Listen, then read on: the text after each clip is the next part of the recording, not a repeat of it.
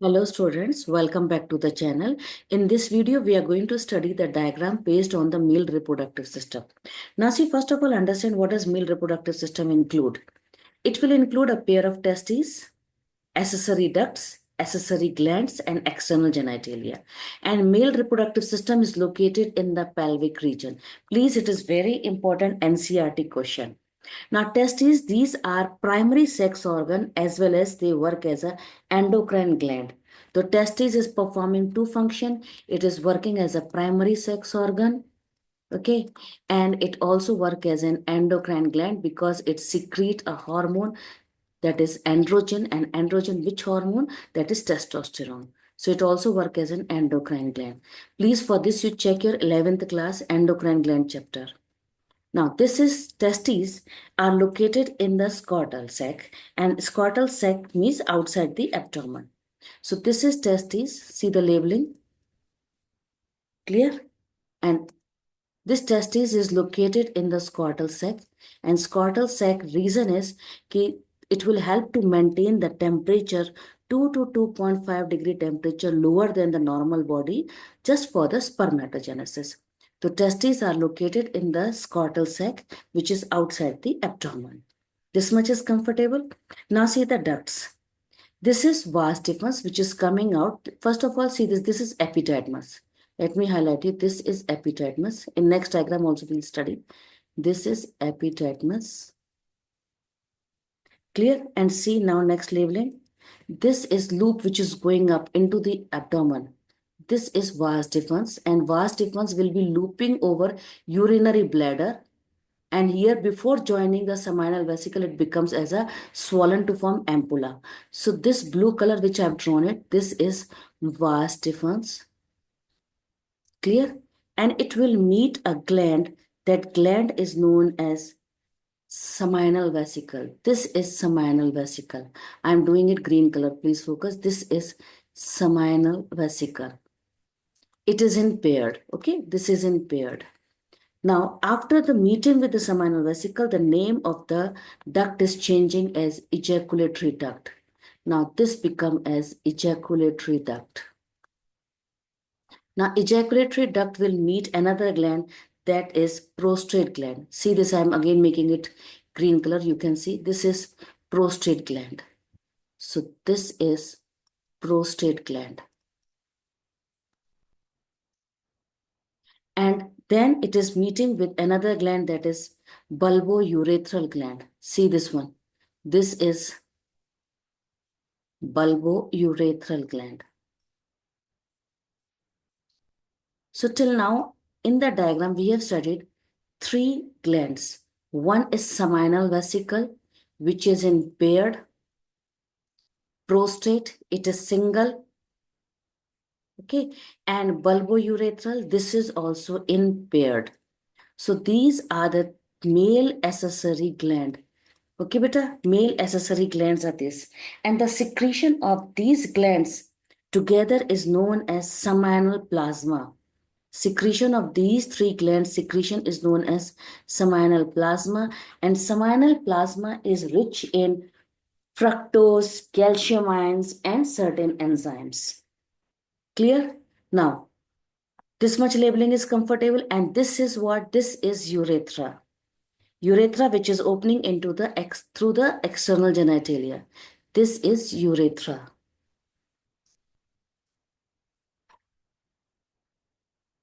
And this is a external genitalia, and this external genitalia is this labeling which I'm doing it. You can see. What is this? This is, please, this one, na? Please focus this color, this one. This is the urinary bladder. So this labeling, I'm doing it here. This is urinary bladder. And this is ureter. Because you know from the kidney, ureter will come open into the urinary bladder, and from urinary bladder will arise a tube. That tube is known as urethra. This is urethra. Okay, and this urethra is opening through the external genitalia outside, and this is known as external genitalia is this structure. So this is the external genitalia of the male. So I think so in this diagram you have understood What does male reproductive system include? We have discussed accessory glands. We have discussed external genitalia. Now, male accessory sex organ. This, please understand, this is given in your 11th class endocrine.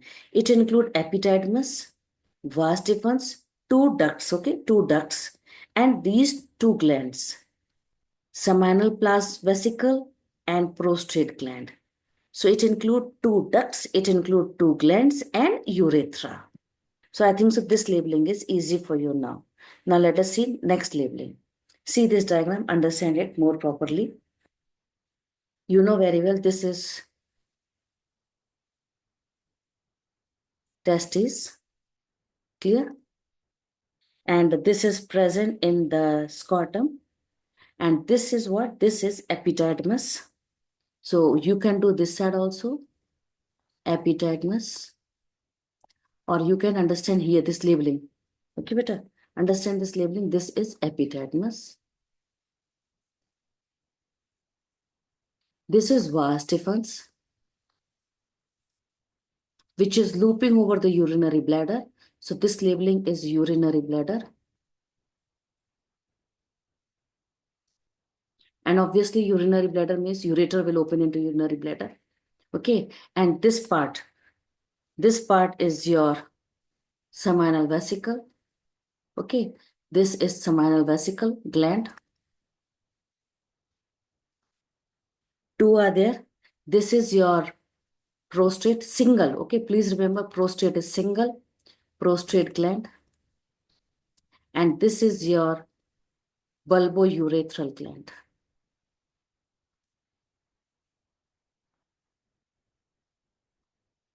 And these all together are known as male accessory gland.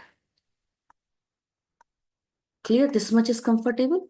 Male accessory gland. Now inside the testes, you will find there are testicular lobules. Okay, so these are your testicular lobules. When you see the structure, you will find each testis has 250 compartment, and 250 compartment are known as testicular lobule. How many are there? There are 250. Okay, 250 in each testis. The total will be 500.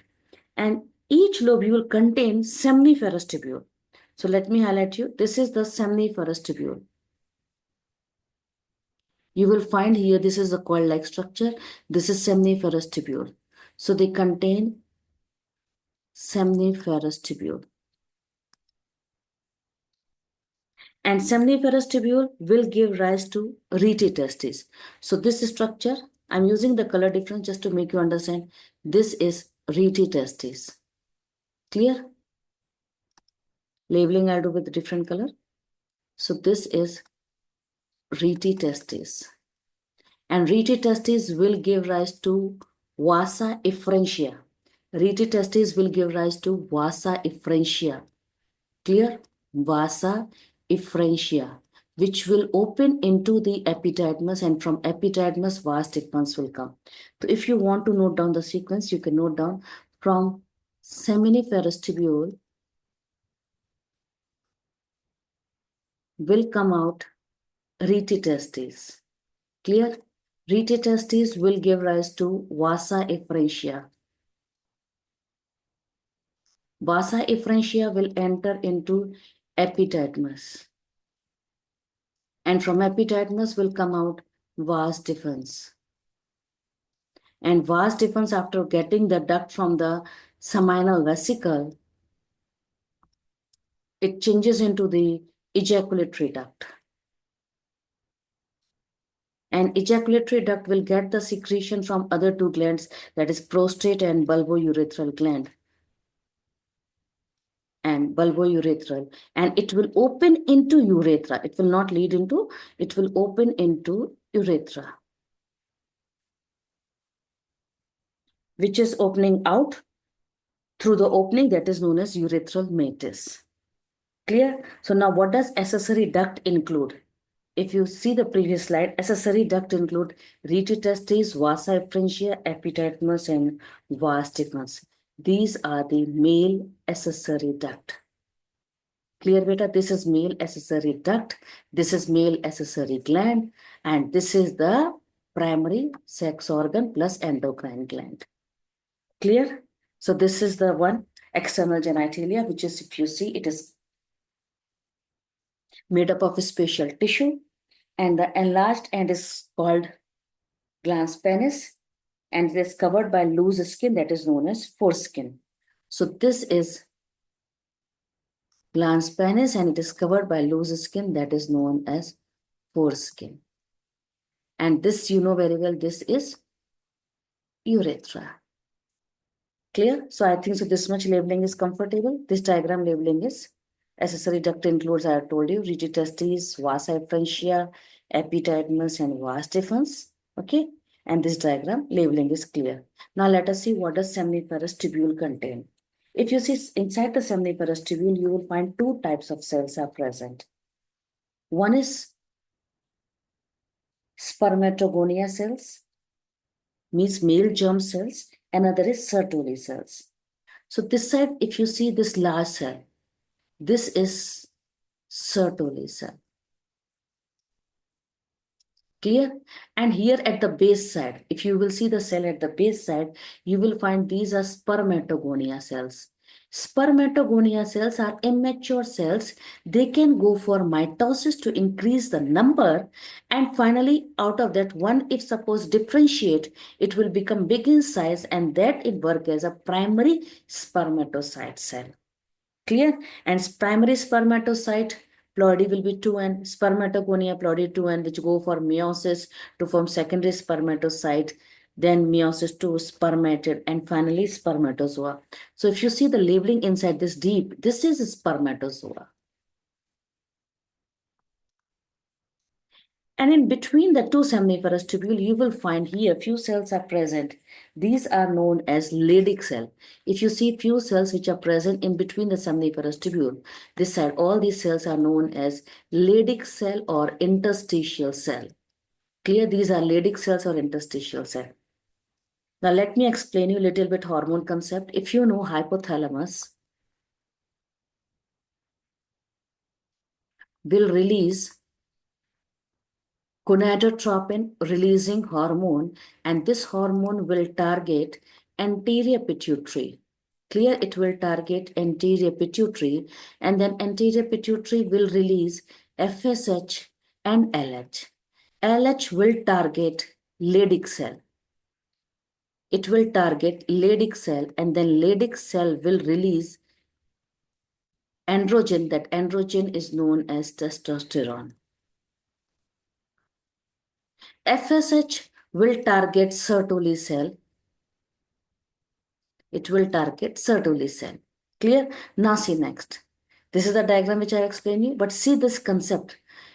FSH and androgen will regulate spermatogenesis. Please understand, this is a line from your endocrine chapter. But in your 12th class, what it is given, ki FSH act on Sertoli cell and stimulate the secretion of some factor which help in the process of spermiogenesis. Please understand the concept very properly. FSH and androgen both will regulate spermatogenesis, and here FSH will target Sertoli cell to help in the process of spermiogenesis. Statement-wise question, if they ask, please remember what we have to select. So I hope so in this video, you must be comfortable to learn human reproductive system male part, and through diagram based I made you learn. Thanks for watching.